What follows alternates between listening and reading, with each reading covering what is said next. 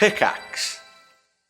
Join us at patreon.com/castparty for a whole plethora of exclusive goodies. 5-day early access to every Cast Party episode, including Nocturne, ad-free episodes, behind-the-scenes info, exclusive bonus monthly one-shots, access to our community Discord, where our community plays D&D games together, has game nights, and hosts so much more, all for less than the price of a single cup of coffee per month. Aren't convinced? Try out a free trial. 7 days free to check out the content that we offer only exclusively on our Patreon. Patreon.com/castparty. Support your favorite D&D podcast, all while getting some awesome perks. Patreon.com/castparty. See you there, casting crew.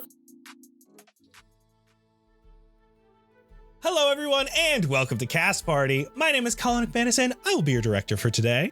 I am joined by Ryan McManus. Ryan McManus playing Bjorg Jorgensen, who's a little sick and might be a little nasally today. Anna Brisbane. Lenore DeVere, Chaos, very excited to push out the buttons. Nigel Deacon. Hiya, I'm Nigel, playing Jackal Campman, the leper loner striving for companionship and control. Vince Perino. Hi, Vince Perino playing Tevin Alkin, the mechanism of discovery, reconstructing memories one piece at a time. Raquel Skellington. Hi, everybody. I'm Raquel Skellington. I play Poppy, the tender-hearted giant. And Luis Carrazzo.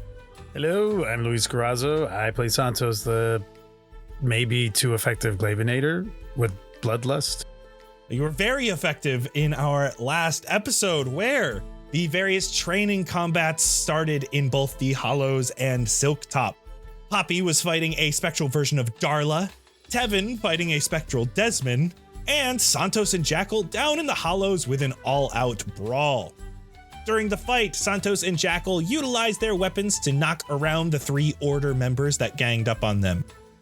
During their encounter, Santos was blinded by a burst of green spores, and with his inability to see, cut through the large human man who had been attacking you, disemboweling him and accidentally swiping Jackal with the end of his glaive.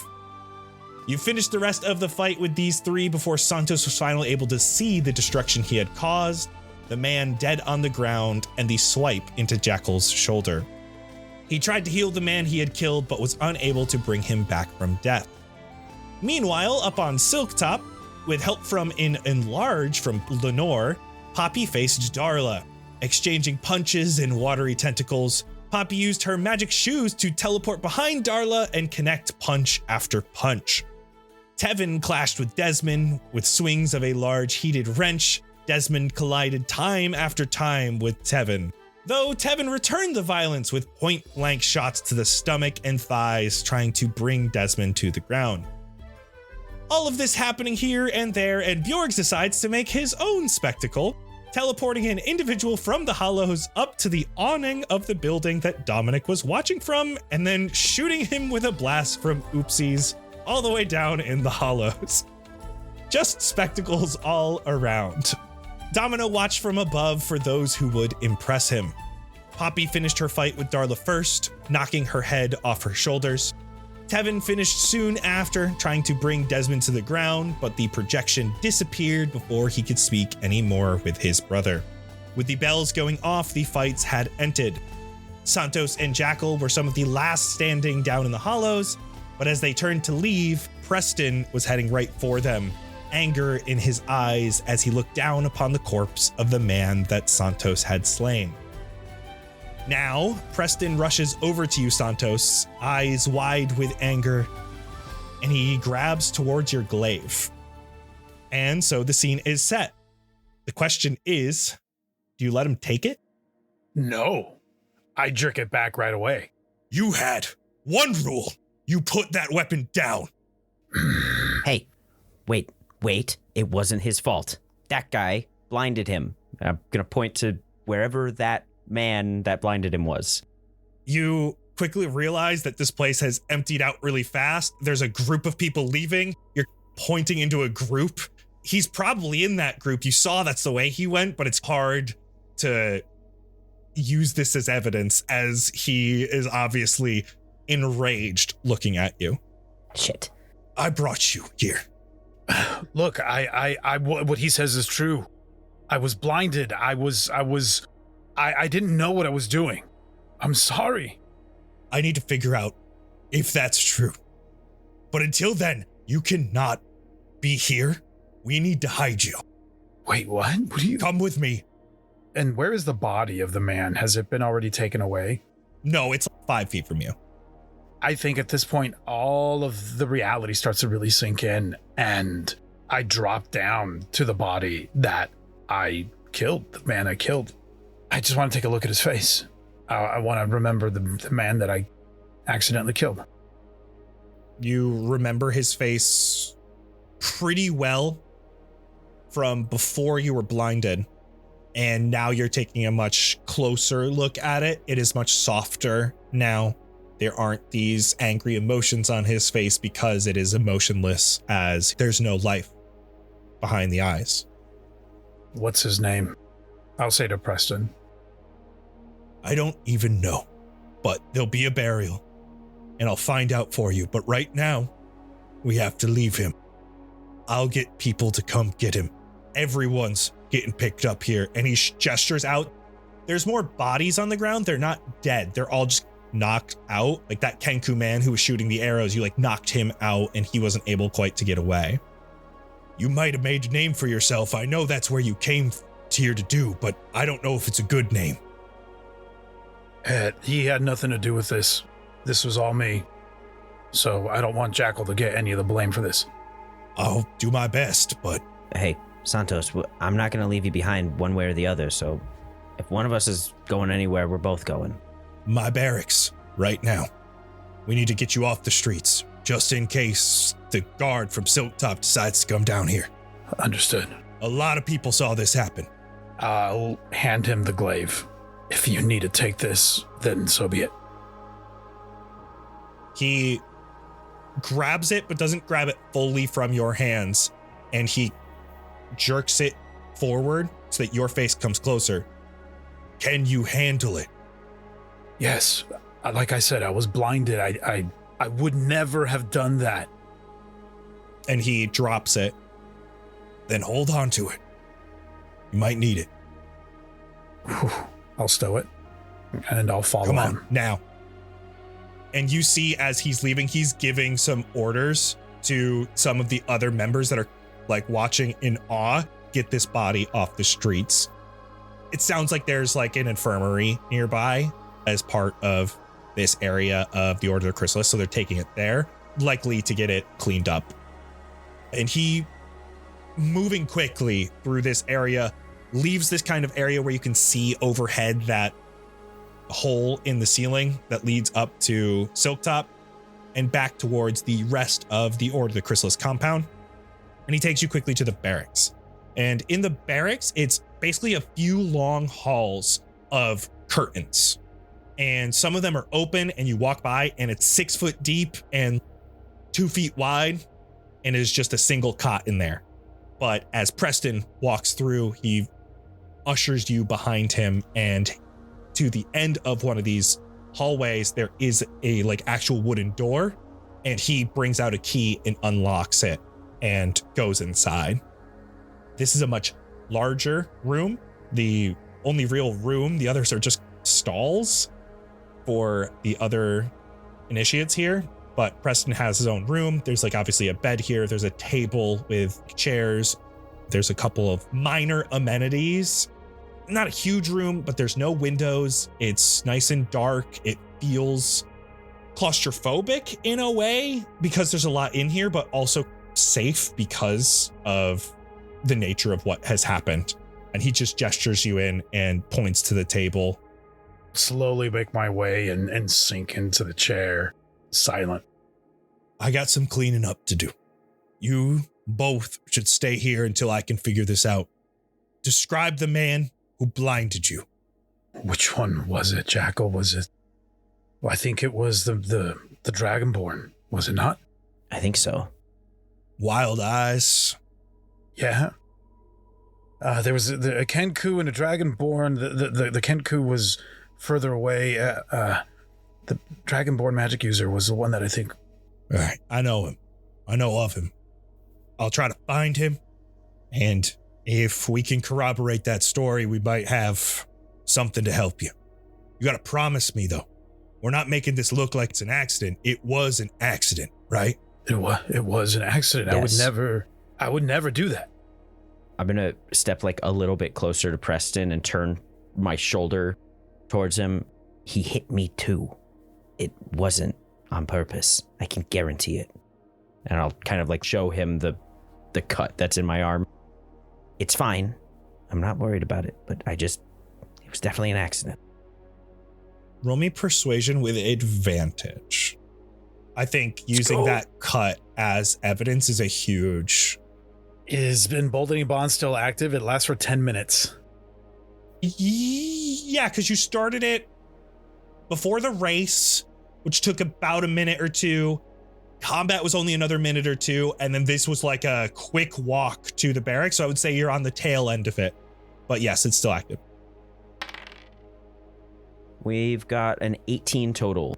Okay, we'll figure this out. You guys, you did good out there. Don't get me wrong, it's just everything but this. Does he have a family?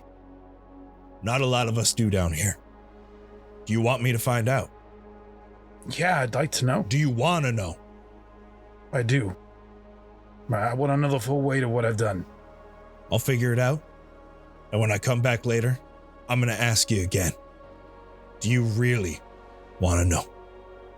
And then I'll give you the information if you're ready. Stay here. Okay. Don't let anybody know you're here. Okay? Okay. You're safer here. At least for now. At that, I start staring at Jackal. I trust you. I'm going to lock this door. It's not locking you in. I'm not trying to make you feel like you're locked in here. I'm just making sure no one else can get in. All right? And he shows you that the lock will unlock from the inside where you guys are. I'll be back. I'm the only one with a key. Anyone coming through that door is me. You better not swing that thing at me. Okay. I definitely put it down. I'm taking it off of my person. I'll be back. And he closes the door, and you can hear it lock from the other side. And he leaves. Jack, you got to tell the others. You can still talk to them, right? Yeah. No, I'm gonna give him an update. Don't worry. Okay. Bjorg, hello? Yes, hello. Hey, Bjork, I just wanted to give you an update. We were told not to tell anyone where we are, but I'm telling you where we are. We're inside of the barracks. We're fine. We had a little bit of a sticky situation.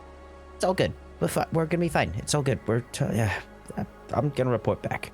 The barracks beneath or the barracks above? Definitely beneath. I don't think anyone up there would want to live like this. Noted. That makes things trickier.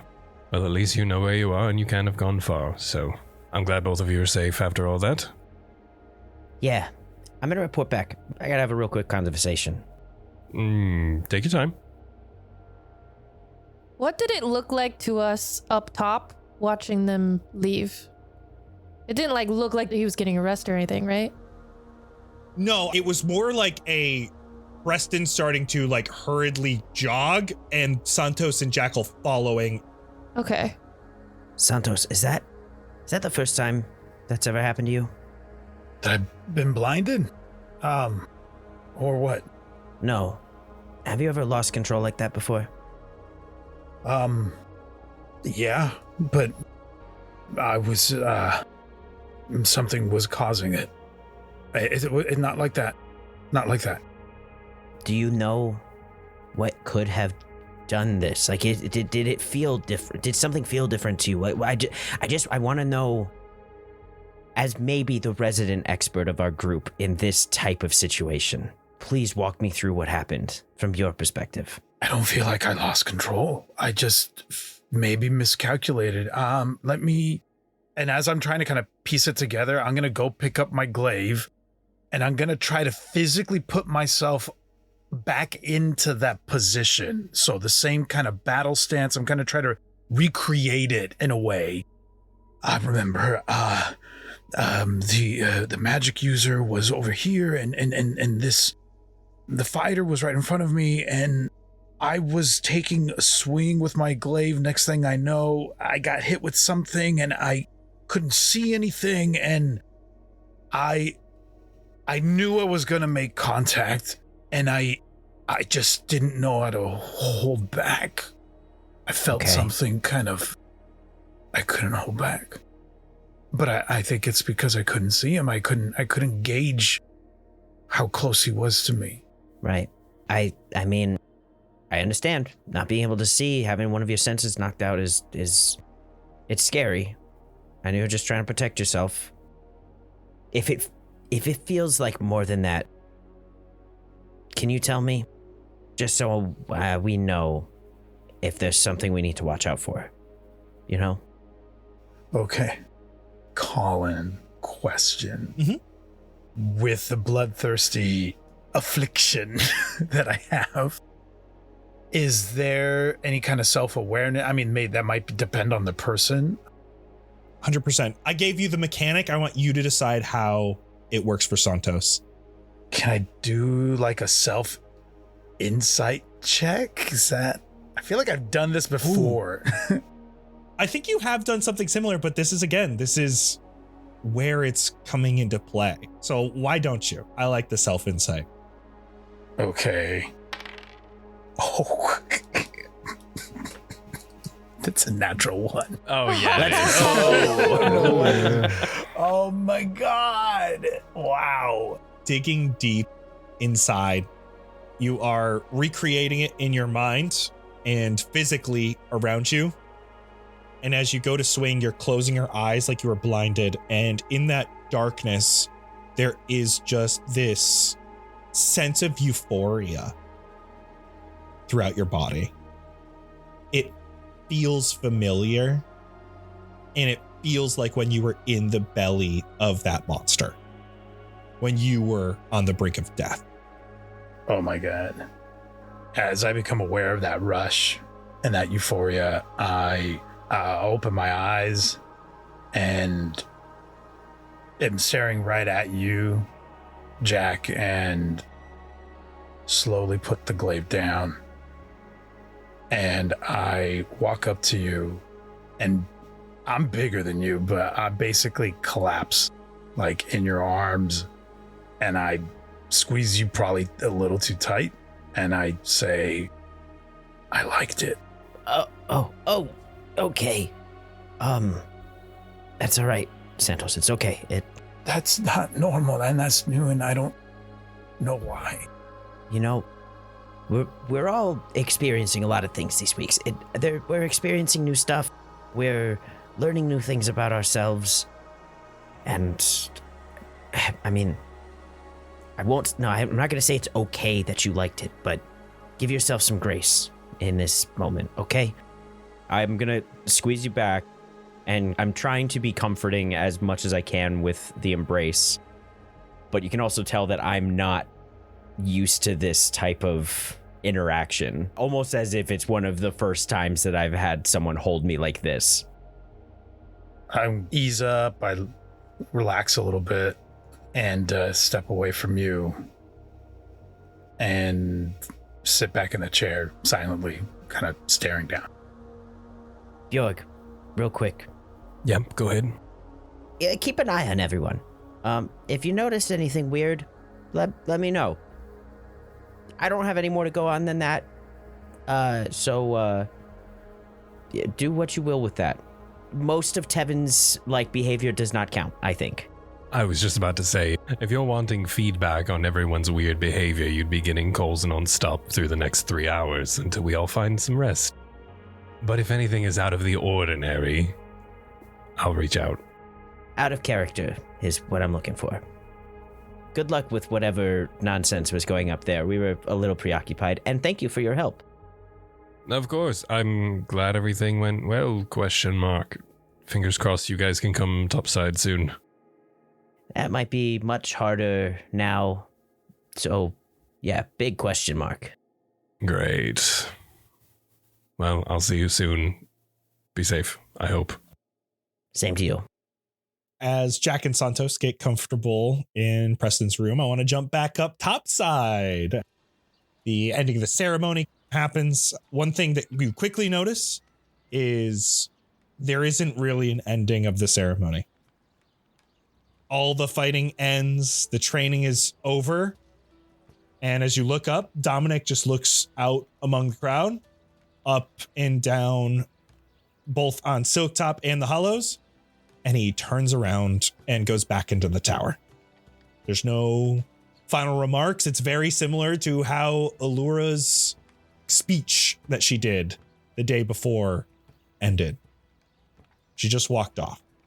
So do the masked individuals that were up there, and Allura just looks out and says, "Dismissed," as she starts gesturing to workers to come help pick people up and make sure they are okay. And as you guys are standing here in this field, at least Tevin and Poppy, you are still in the area where you had just finished your fights. But Lenore and Bjorg still off to the side. You watch, and a very exhausted Tyke rushes out over to you two, Poppy and Tevin. "Hey, you guys did it. You did so good. That was your first training, and you did so good." It seems to be that we did. How are you feeling? You seem tired. I didn't even make it through the push-ups. Oh, that's I okay. am sorry to hear that, little one. At I least got you farther tried, than last time. and that's what matters. How far did you make it before? I did 22 last time, and I get 34 this time. That's a big improvement. That's more than double. Be proud of your improvements every time. Thank you. Thank you. You guys have improved so fast. And now all you have to do is go to sleep in the barracks, and you'll probably get picked for mental training tonight. That's so exciting. Mental training? How will we know if we are picked? Will they come and find us? Yeah, they'll just come and find you in the barracks. That's not ominous. They'll just come and get you. Does the Alright. training happen right then and there? Or does it take place at another time? No, I don't know. See, because again, they take the people to Dominic's garden, and then they won't tell us what happens. Have you seen in the past if ones that were chosen were able to bring others along as guests? No, you're not even allowed to know where you go. When they come to get you, they put a bag over your head, so you don't know where the garden is. I see. I'll look at Poppy kind of. Poppy looks at Tevin and raises an eyebrow. I was like, I knew they were going to come for us in our sleep with a bag over our head. How did I know? No, I don't think it's in your sleep. I think they wake you up and then they give you the bag. It's not much better. Well, I think it's a lot worse if they do it while you're sleeping. You should be excited because you're getting chosen. yeah. I don't know. I thought they would at least, say thank you or something at the end of this. They don't do that. This is really the only thing that they do a big to-do about, and it's always just the entrance when Dominic is here. Because sometimes they do trainings and Dominic's not here. When you go to get mental training, can you tell me what it's like? I want to know. Yeah, we'll let you know. As long as we are allowed. No, see, secrets. I'm telling you right now, you got to do a secret pact with me right now. That you'll tell me the secrets. I see. We will not tell you the secrets. Wink. And I don't actually wink, I just say wink. Okay, that's exciting. All right, have fun at mental training. Thanks. Thanks, I think. I'll look at Poppy like, yes? She shrugs. We will talk to you soon. We must find our others. Yeah, in the morning, you're going to tell me the secrets. And you're not going to tell me the secrets. Wink. And he winks. Yeah. Ha ha ha ha. Ha. Okay, bye. I'll see you tomorrow. And he waves and turns around. What a strange little guy. I think I like him. Oh, Can we keep him? Of course you do. I don't think we can keep him, but come on. And Poppy pats Tevin on the back and ushers him away. Perhaps after we talk to the others, we can see if it is an option that we can actually do or not. Where are they, by the way? I think they're up over there. They're sitting, right? Like in like a viewing bleachers area, right? Yeah, a lot of people have cleared out here already, so they're probably just waiting for you. I think we both head over. Bjork's got his finger on his ear. Seems like he's talking to Jackal. Bjork, is that it? There's no like awards ceremony or something? That's what I was thinking. No podium, no spectacle. That was so No like raising the fist like this is the winner. very anticlimactic for someone who boasts about putting on such a spectacle that you have to impress him. Also, what the heck did you just do? I had some fun. Why did you do that? I got a little caught up in the moment. You're trying to get noticed? You want mental training? I don't know if I want mental training. I think I just want attention. Do we not give you enough attention, Bjork? Not in the right way. Let's go celebrate our victors. Okay. Start hobbling down the bleachers. You guys did so well. Thanks. It was only a little traumatic. It was very traumatic, if I might say myself. Did you see who I went against? It seemed like a projection of someone. I couldn't quite make it out from up in the bleachers. I was busy wishy-washing between helping you all and helping Jack and Santos. I didn't get a good eye on what was going on down here. I'm sorry that it was rough for you. I think it's safe to say it was very, very surprising to see my brother up against me. Oh, they're playing mental tricks, mental gymnastics. That was your brother? It seemed to be, but as you say, it was a projection? So I suppose it was not. But was. But wasn't. Well, you made it through, both of you, and I'm sure that's going to get you noticed in one way or another. Yeah. Ah, yes. We are Right? to be taken tonight. Oh, great. With bags. Over our heads. Oh, okay, not just tied up entirely. No. That's a little better, I guess. Well, I thought they were going to do it in our sleep, but apparently they wake us up first, which is at least moderately courteous. Oh, yes, very formal. Mm. Well, so do we just wait for you two to get taken? Jack and Santos they're in the barracks, but down below, so we can't really see them. I have a direct line of communication still with Jack, but they needed to have some sort of conversation between one another. Unsure what happened down there, but I'm sure it was just as traumatic as what you all went through up here. Is that body still down there? No. And there's a bunch of people down there that are like first aid kind of things who are like waking people up. They're using like smelling salts and stuff for the people who have fallen down, but there does not look to be any body. It's hard to even see like a blood spot because there's like a lot of blood spots because there were a bunch of people beating the shit out of each other. Did Santos kill a guy? Or is he just knocked out? What? There was a lot of blood. Whoa. With Santos? No way. And they carried the body away. I don't know. He's not that kind of guy. They didn't wake him up like the other ones. I know. He was really swinging like crazy. There had to have been some sort of other works at play. He wouldn't... Unless it's in pure self-defense, of course, which it could have been. I guess it's all self-defense, right? Are they both okay? For the most part, they said they're in very small boxes. Boxes? Boxes? I think it's their rooms for the night. They're very jealous of our penthouse. Jack told me himself.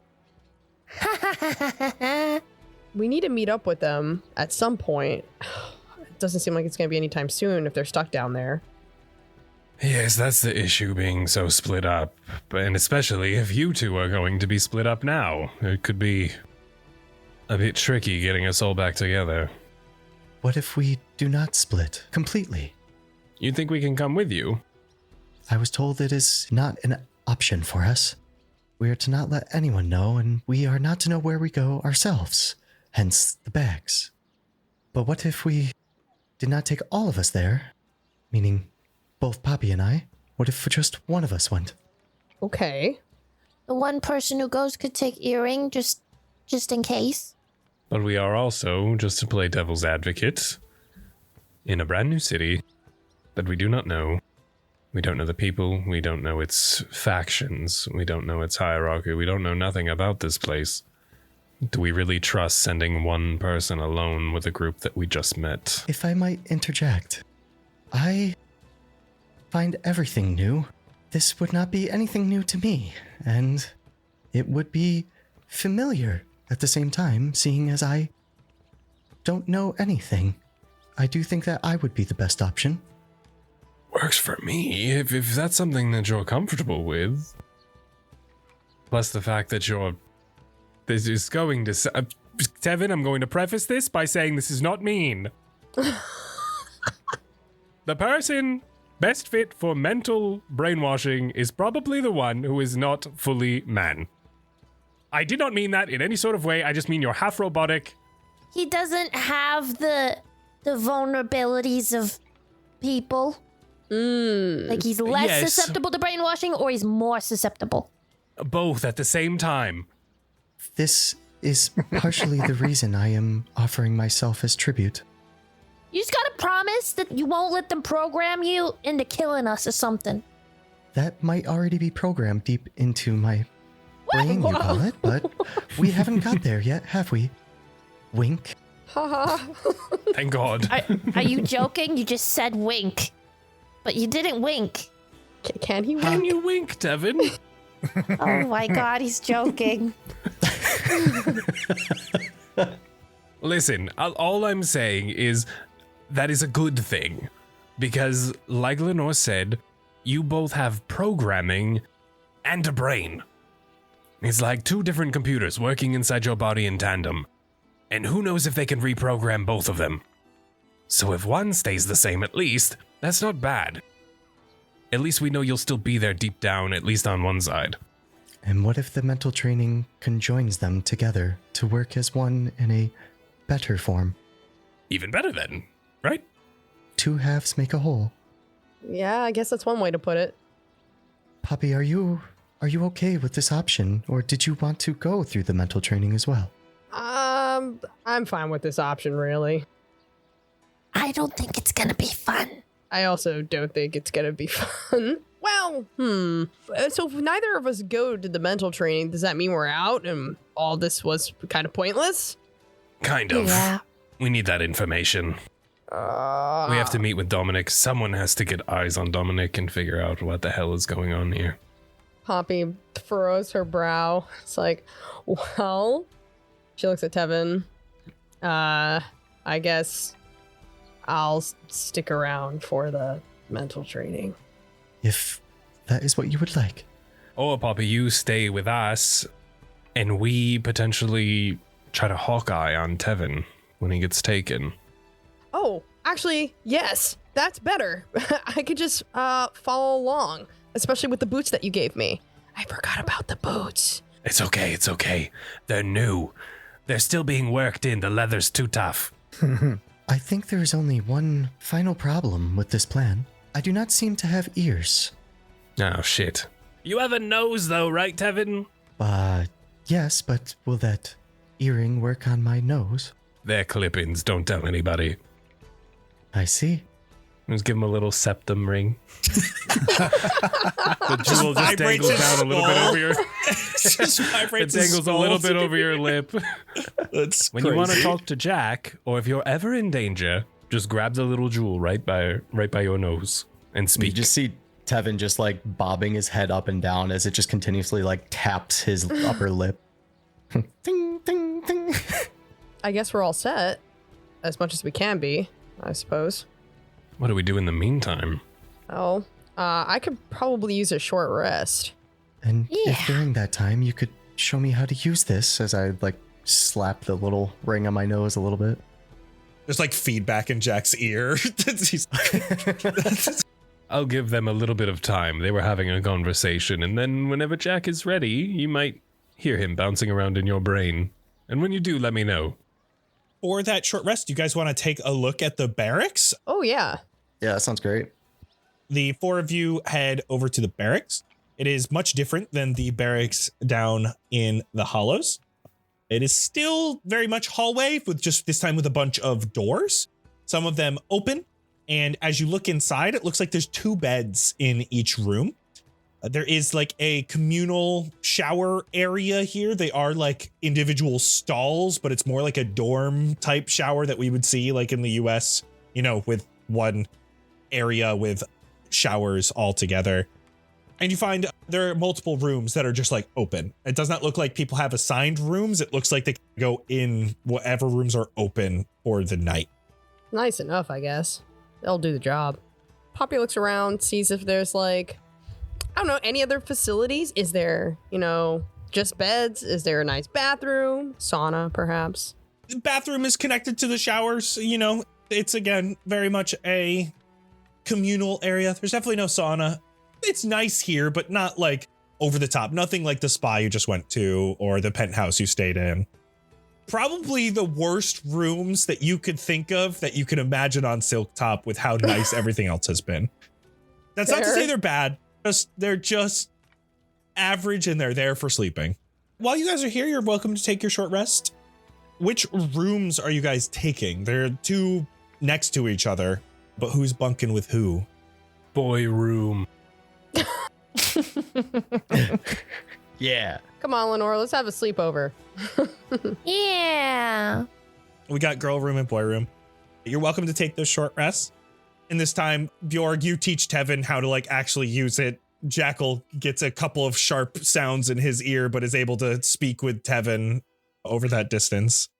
So I want to jump to nighttime. Doesn't that sound nice? Nice, cool evening, just off the desert. Scary for some of us. You guys are all in your various locations. Santos and Jackal still in Preston's room. Poppy and Lenore in one room in the barracks, and Bjorg and Tevin in another. As you are all winding down, it's quiet. Sounds like the barracks itself has very much calmed down for both barracks. And suddenly there are footsteps heard. And a moment later, Bjorg and Tevin, there is a quiet knock on your door, and it begins to open. There are 2 of these individuals that you saw previously in these full black robes and the cocoon-shaped masks that are blocking their faces. And they stand in the doorway, staring at you both through the eye holes in their masks. And a moment goes by before they each reach out in arm to you, Tevin, gesturing you to them. Bjorg, I will be back. One of them hands you a canvas bag. It's got a wide opening on it and it's completely empty. Do I jump in? They're not saying anything. They're just staring at you. I think I am too large for this, so I will try from the top. And I'll just put it over my head. Bjorg, you notice that as they do so, both of the people here, they nod their heads almost in like agreement. One of them goes on each side of you, Tevin, and they interlock their arms with yours, and they begin ushering you forward out of the room, walking with you. And just then, Bjorg, as you're watching them leave, you notice that the door does not close, and 2 more of these individuals come into the room and look at you, gesture towards you to come with them. I don't need a bag. I think you're looking for the girl next door. One of them makes a gun in the air and shoots it, very much how you did during your spectacle. Oh, you saw that, did you? Okay. Shit. Take it I don't have a choice. They have already started gesturing the bag to you, and they pull it backwards. I'm all good. Thank you. They each take backwards step out of the room and close the door. Ooh, Bjork lowers his hands after a moment, almost in shock that it actually worked. A heart pounding and just like, oof. Didn't want to mess up the plan immediately without any sort of communication. The same happens a moment later to Poppy. There's a knock on your room. The door to your room opens, and there are these 2 masked individuals who attempt to do the same to you, gesture you forward, give you the bag. Oh no, I'm so good, thanks. I have a bad back, and I need to lay down. So I'm so sorry. Backs away slowly. They put their hands down. They each kind of cock their head to the side, and then they nod yes and nod no. No, I nod back and forth. No. They both do a little bow, and they take one step backwards and close the door. Okay. Down in the hollows, Jackal and Santos, you both start to hear footsteps as well. There is the sound of jingling keys, just like happened previously, and the door unlocks, and you see Preston comes opening into this room. We got a little change of plan, boys. I was given different orders. You sure did make a name for yourself.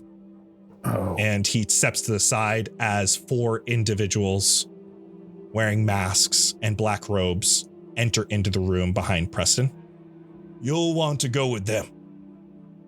Dominic wants to see you. Okay. I don't think I know who that is, but I feel like I should. I don't say anything. I feel like I'm holding my breath this entire time. I'm barely breathing. I'm gonna look over at Santos and kind of give like a questioning and hopefully reassuring glance at the same time. I don't know how to accomplish that. It's like smirk, but like eyebrows up, like, I don't know. So you could tell that I'm waiting for you to choose for us. Well, not knowing what's going on and not having a better plan, I will, I'm gonna like gesture like, let's go, I guess, like arms swinging towards the door. We got anything else to do? Nope. And I'll follow. They each bring out canvas bags and gesture to your heads. I hate this part. As I put the bag on. Instead of taking the bag, I actually kind of step into it without taking it from their hands. Yeah, and as you do so, they like put it on for you, push it over. Probably a little bit more aggressive than you might have done it yourself, but not in a fully aggressive way. They start walking you out of the barracks. And you hear from behind you, good luck. As you hear that door close, sounds like Preston is staying in his room. As you each follow along with bags over your heads, and the individuals are at your arms guiding you. They push and pull you each way that you have to move. It's not super aggressive, but it's firm. You move through your respective compounds, and after a bit of walk, you each enter a door and hear it close behind you. You are all moved down a hallway. There are some echoes of stone and metal beneath your feet. Before we get too far into this, Poppy, Lenore, and Bjorg, is there anything you're doing, or are you just vibing in your rooms? I think, according to our plan, we want to see where Tevin is going, and I think I'm going to go into my full stealth mode, that actually being my thing, and I think I wait for them to clear the way a little bit, and then I know we're not in combat, but I can essentially use my boots to teleport somewhere I've seen, so I want to give some space between us before I they look back, make sure no one's following them, and I want to tag along. I'm going to sneak over into their room before Poppy leaves just to get us all huddled in one spot. Was this in the middle of the night or like before you would expect people to fall asleep? Not quite middle of the night. It is like 12 p.m., 1 a.m. So a lot of people are asleep, but if you stay up late, you'll be around. Bjorg, as you jump from one room to another, you see that there's like a couple people in their doorways and they're like watching as Tevin is led away. Seems like this is probably something people do every night that people are taken. They watch as people leave. I'm gonna disguise myself as some unassuming female halfling or dwarf that I've seen about town and just follow Poppy quietly. Okay. With my boots jingling. We'll say it's one of the women you met at the spa. Okay. Well, at least seeing Poppy get ready to head out and seeing Lenore about to leave too, I don't know how much help I'll be. Please be careful. Poppy, take this. Poppy, I'm going to give you a little coin It's a silver piece, and it's a tiny non-magical object that I can imbue with magical properties. If you touch it, it'll emit a radius of light. Use it as like a flash or a signal to Lenore if things are bad. Please keep an eye on yourself and her if things get bad. Lenore, if you see the light, either leave or go to her. I'll let you decide that between the two of you. Hey, Colin. Oh my god. Uh-oh. In the safety of our room, when I cast disguise self, something happens. Oh I was just thinking we haven't had one in a bit. Oh boy. In the safety of our room, something happens. Okay. Oh boy. Go ahead and roll me a D100, please. 46? 46. Oh. Oh god. This is Why fucking is that bad? hilarious. Oh god. What? Uh-oh. This is from Lena over on Patreon. Thank you so much, Lena. Hey, Patreon.com/castparty. Yeah, Jinx. For the next hour, every time you flap your wings, it sounds like someone hammering a cowbell. Good Oh god. my god. You're gonna make me roll at disadvantage. No, that's fine. I am walking as a dwarf woman because flying would look suspicious and now also it would be loud. So I'm walking. I'm making a small jingle noise, but I'm walking on my tiptoes in my new comfy shoes. There couldn't be a more perfect one for this scenario. I know. I was just like, They're oh my always god. so good. Puppy, keep this coin safe. Folding Keep in an my eye. wings. If I touch the Try to coin, follow does it Tevin. go on? Like, does it make? Is it like a beam of Yeah. light, like a laser? It's like a small glowing bubble for you guys. It's like you would shine a flashlight in the distance.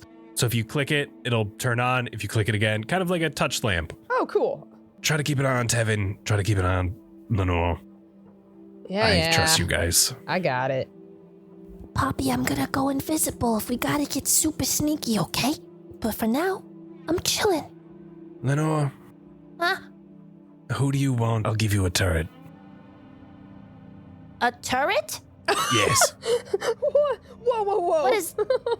What does that mean? Who do I want? Like Waffle, which one do you want? Oh. They mean a lot to me. What, can they all be turrets? Yes. Can you make Corvus a turret? Maybe. He just might fly weird. I want Corvus. Well, Corvus is dead for the night. I tried to reconstruct him. I have to wait till the morning.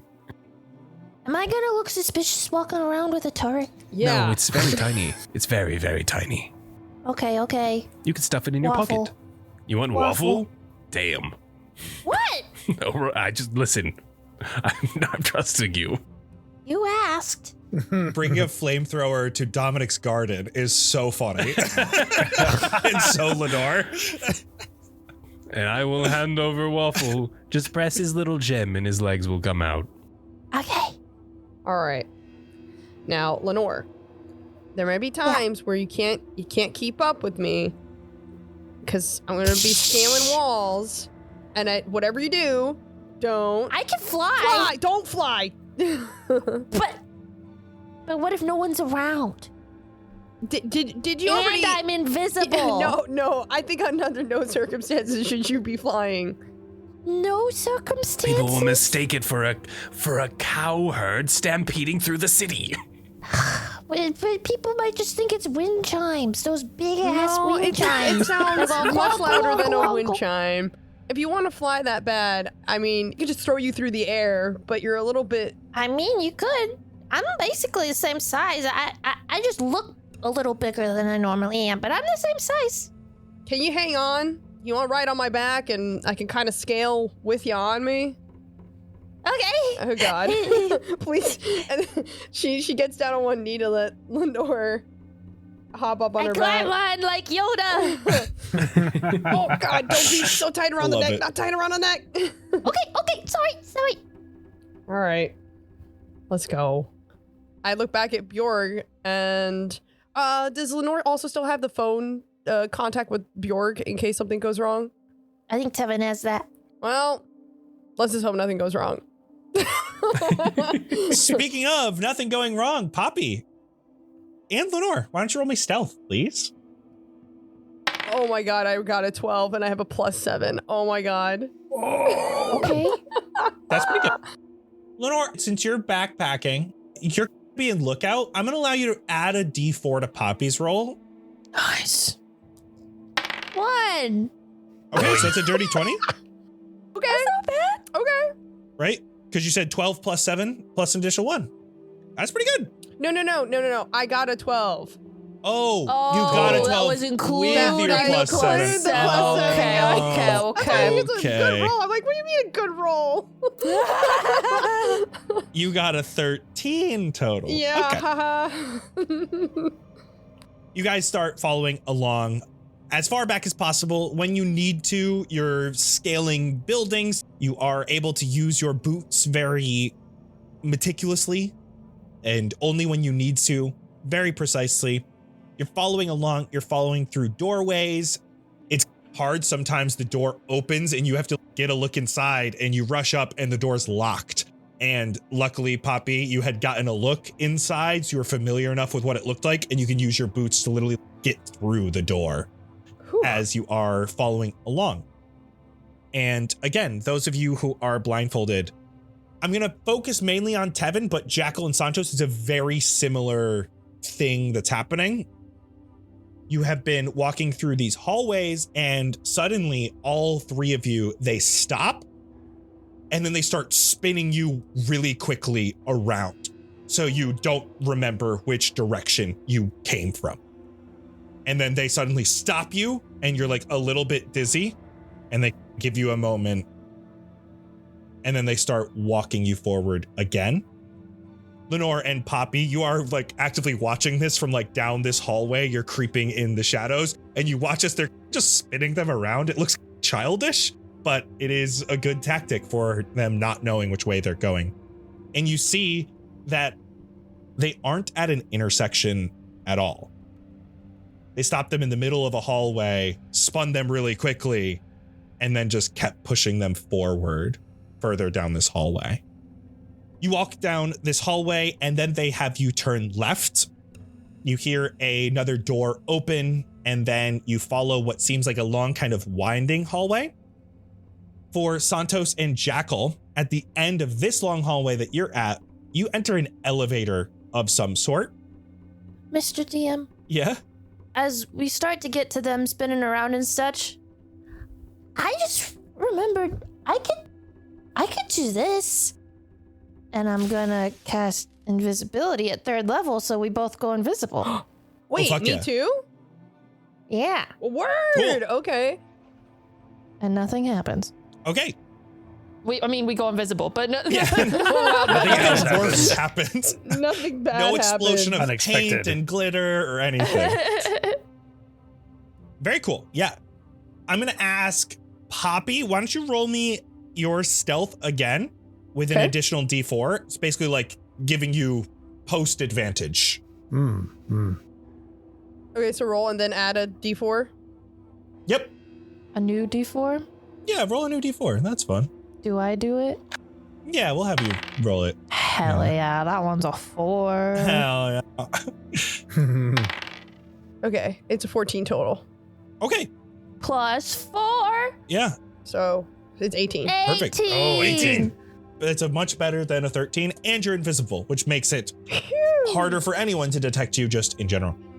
And it makes it much easier to follow, much closer along. It's all about Lenore holding those bells on her foot and her feet as quiet as possible. So she's still riding on Poppy's back, so she doesn't actually have to do the movement.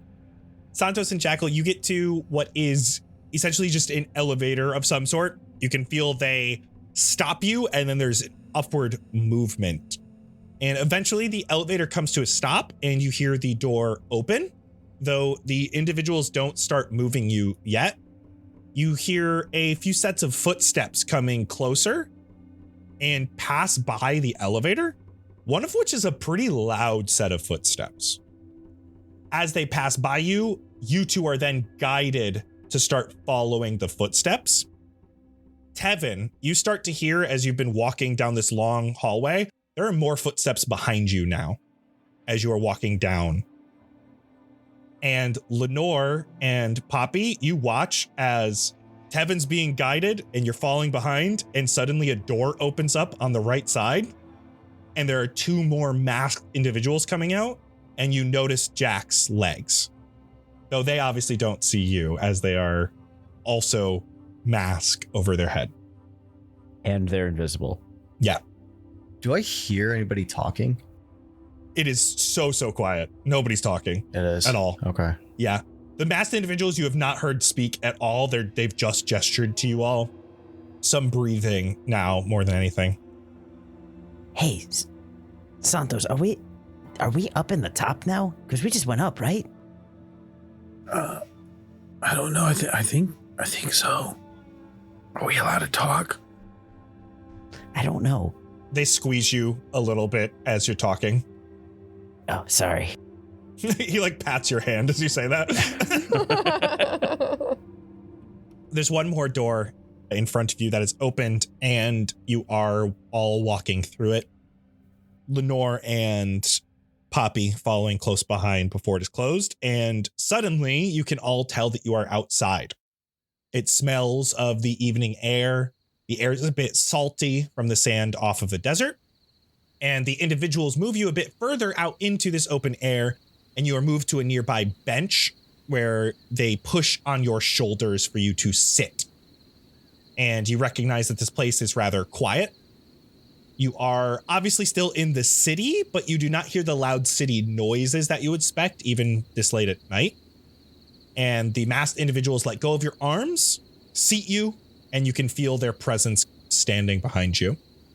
Poppy and Lenore, you see that you are in a large garden, and there are a few benches sat out, and there are 3 individuals placed at these various benches. Obviously, Tevin, who you've been following, obviously Jackal, and someone who very much fits Santos's build that you haven't seen his face yet. His legs aren't quite as easily distinguishable as Jack. My horns are. You can see Yeah, True, yeah, shape maybe is back. they're holding up the canvas head. Yeah. And can we see any orange skin? Yeah, how much armor do you have on? I mean, I'm not covered completely head to toe. You'll see some on my hands. I think there's like some open skin on my arms and certain, like there's bracers and gauntlets that aren't completely covering my entire hand, but kind of go to the fingertips. A moment later, all of the masks are pulled from your faces, and you can all see the area around you. Lenore, Poppy, you get to see your friends here. Your eyes each take a moment to adjust. It's still dark here, but the night sky shines some moonlight down, as well as there are decorative lanterns all around. And you realize you are in a garden. There are plants of all kinds in various ornate planters. You each sit on a bench, and turning about, you can see that there are 6 benches here, and there are other individuals here, and you recognize them, your friends, all seated facing the center portion of this garden. Tevin, you're probably surprised that Jack and Santos are here. Jack, Santos, you're probably a little bit surprised that Tevin is here. You're facing the center portion of this garden. The most glorious of all of the plants are planted in the center area here. Some are beautifully colored flowers that pop with vibrancy. Some are thorny vines that interweave together in very pleasing patterns that your eyes can't help but follow them. And there's a single thin branch tree that looks like it's been perfectly pruned and shaped to create just a gorgeous centerpiece. Just in front of this large planter, there is a table, a small sapling on top of this table, and looking closely at the sapling is Dominic. And as you're all seated here, he continues what he was doing, not making eye contact with you or even looking your general way, like you all aren't even there. And you're watching as he pours a bit more soil into the top of the pot and pats it down to make it level. He grabs a watering can and pours a bit more water into the plant. You can hear the flow of the water into the pot as it soaks deep into the soil. He then grabs a small pair of pruning shears and he closes them once in the air, and you hear this metallic cling of these scissor-like instrument. You watch as he grabs a small branch of the sapling and he stares at it and stares at a singular leaf. He separates it from the rest of the branch. It's a bit more yellow than the rest of the bright green leaves that adorn the branches of this sapling. And as he separates it, he puts the pruning shears to where it's attached and finally looks in all of your direction. And he clips the leaf with his shears. And that snip, that metallic slice, it is so much louder than the previous one. It echoes through this area. For a brief moment, it's all you can hear as it almost echoes deep within each of you. And he begins. A garden doesn't seem like a place that embodies strength. Gardens are seen as dainty, beautiful, tranquil, all good qualities, but never seen as strong. And I don't know why that is. Plants are hardy. Their entire purpose in life is to grow. And oh, do they grow in perfect conditions and in the most harsh. They have learned to grow in man-made structures. They grow out of the concrete we use for roads. They grow in freezing temperatures and in the barren desert. They suffer for it, but they remain steadfast in that they must grow. They must do their duty to the world. You watch as he continues to look around the sapling. He finds another leaf that you can tell he studies quickly before shearing it off as well. Again, that loud metallic click echoes across the area. Every plant tries to grow as it's all they know how to do. They compete for resources, will steal water or sunlight from their neighbors, just so that they may grow. And they feel no remorse for it, as they only feel the benefit. They only feel the power.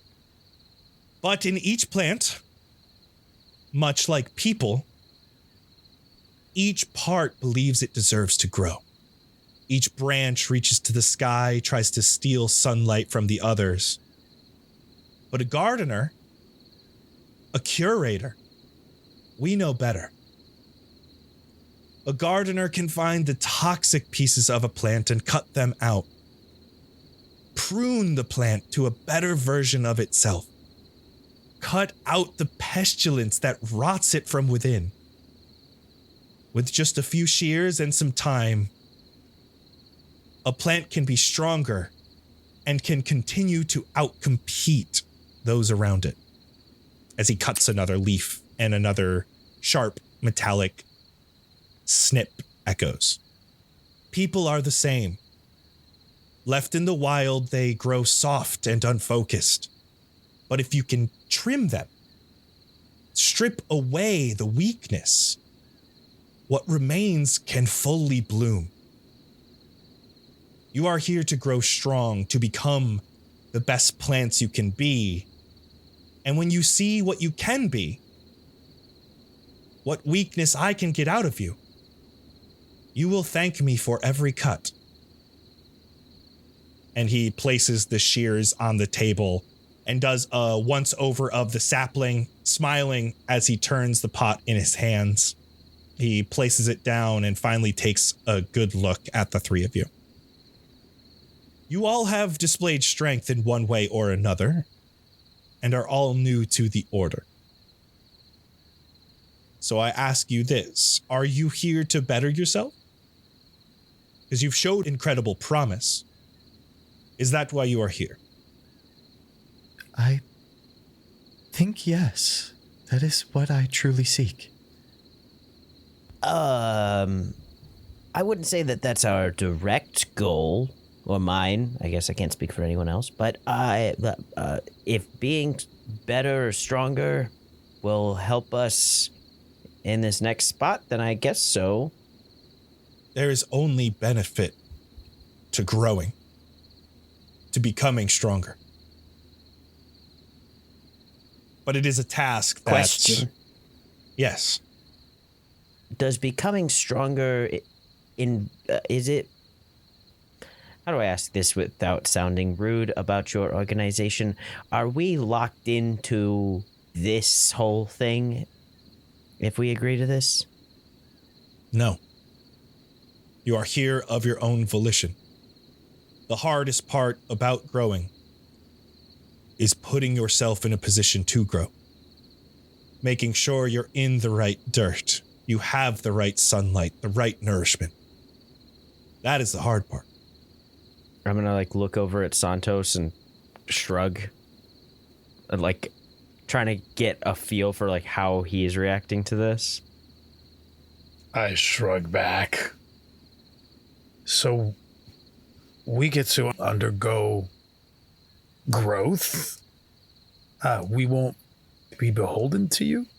You will garden, I guess, for the sake of gardening without expecting anything in return.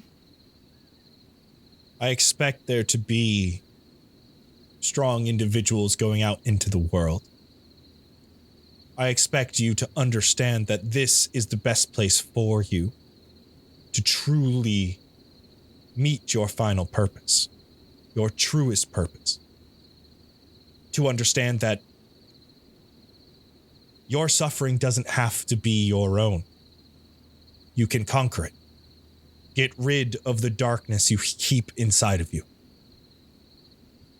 so that you can be the best that you want to be. So you have the strength to keep your family safe, those you love safe, you safe.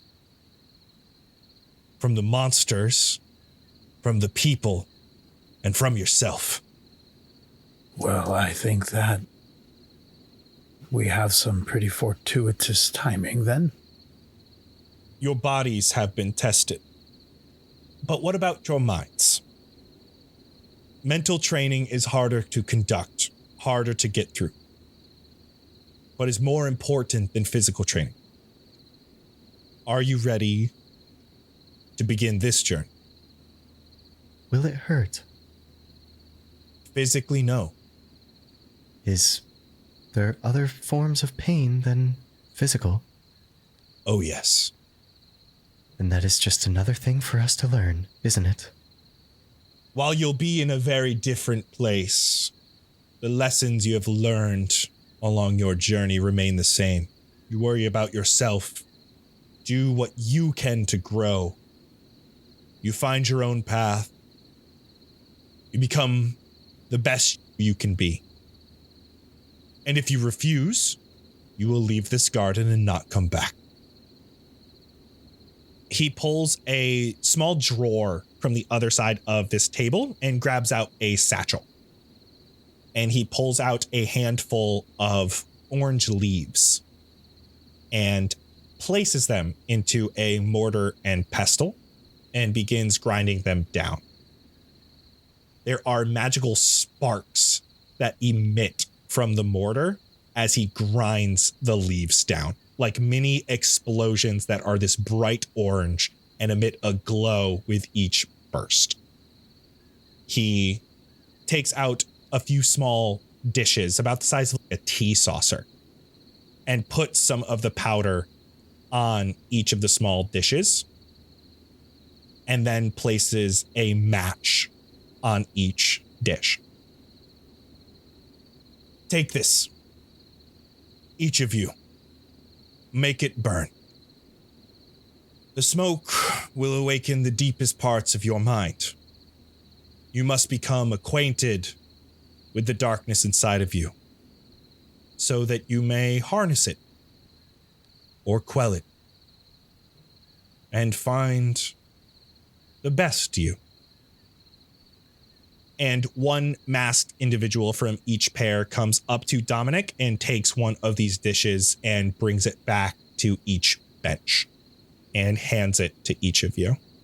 It's just a small pile of this orange powder on a small plate with the match placed nicely on it. He himself has a plate as well. Okay, question. Having encountered an orange dust ritual before, This is Astral Bloom. this is that. Is it similar to the ritual that we did with, was it Chana? This is very different in the way it's being conducted. The only thing that's similar is the powder was burning. Mm-hmm. If I remember correctly, she put the powder in essentially like a boiling liquid to heat it up, and it soaked into the towels, and she placed that on your head. And that is what kind of gave you the sensation. As you're thinking about this, Santos, why don't you roll me straight up wisdom to see what else you remember about that experience with Chana? How long ago in game was that? About 3 weeks ago. Wow, that's wild. Is all. Which is crazy to think about. Yeah. Just a wisdom check, right? Yep, just straight up wisdom. So let's see what you remember. A total of 13. Okay. You remember that the powder that Chana had was a little bit more dull. This is a bit brighter of this same color. Oh boy. Purer. And as each of these masked individuals hands these three to you all, they go back to Dominic. 2 of them do. And grab another set of plates and matches as Dominic points to where Poppy and Lenore are standing. As they turn to and start bringing the plates to you both. What? Like pointing at us like they knew we were there? Dominic made eye contact with both of you. Oh. It's hard to tell if these masked individuals know or not. Oh. But Dominic has made eye contact with you. Shit. Poppy stays calm. Lenore makes a big face, You are still invisible. but I freezes. was gonna say, I guess I can't see it, but is there anywhere in the area that I could like dart to to give cover? There's like places to hide behind, like little planters and stuff like that. There's obviously the door you came in from and like some trees. I'm just gonna quietly, extremely quietly, just go behind a tree just in case if you didn't see me. If you choose not to participate, I'll have you leave my garden. How can somebody see through your magic, Lenore? Is that how does that work? I don't know. Oh my god! You guys are just hearing this gibbering behind the tree. You're hearing us like Is that Lenore? Is that Poppy? What? I just looked down. I'm gonna wave. well, I guess that she gets up. How do you unmake us invisible? How do you unmake us invisible? I don't want to. Then how can he see us? What if we just leave? I mean, okay. But he can see us. I feel more like a fool now. It's even worse than if he could actually see me. I know. Let's just wait outside. All right. And Poppy quietly still, I guess, walks over back to the door with Lenore. I like just wave invisibly. He's staring at you. He does not wave back, but he does gesture to the ones with the masks who are like standing nearby where you were, because looks like they probably didn't know where you were. And they bring the plates back. And one of them comes over and closes the door after you guys leave. Well, we can find another way, I'm sure. We'll just wait and I put my ear on the door. He is sitting there with his own saucer and own match. And as he looks at the 3 of you remaining, he takes a seat and holds his match up and looks at you all, strikes it along the table, and holds the lit match in front of him over top of his dish and watches it for you all. I'll look over to the other two. Are you both okay with going through this? I was not expecting to see you two here. I don't think we were expecting to be here. Likewise. Yeah, but it's good to see you. Hey, congrats on whatever you did to get you here. Thank you, and the two of you as well. Tevin, did you kill somebody, Tevin? Did you accidentally? I killed a projection of someone you've met before. You as well, Jekyll. Oh. Desmond. Oh. No, my he brother. did not Oh. slaughter an innocent like you, Santos. Oof. You did what, Santos? I did not, Tevin. I didn't. That's not how it happened. He will grapple with that himself. There's no going back. At least not for me. And that'll be when I strike the match. And I'll do exactly what I saw him do in front of me. He has the lit match about a foot above the dish he's holding in the other hand. We do what we have to, Santos. Do not be ashamed. And I will light my match at the same time. I will kind of turn forward again, close my eyes for a second, and quietly say, "Buckle up, big guy. I don't know what this is going to do." And I'll strike the match. Almost instinctually, you all are watching, and as he drops his match, you do the same? I do. Yeah. Yep. They land in the plate, in the powder. Breathe deep and grow. And for today, that's a wrap.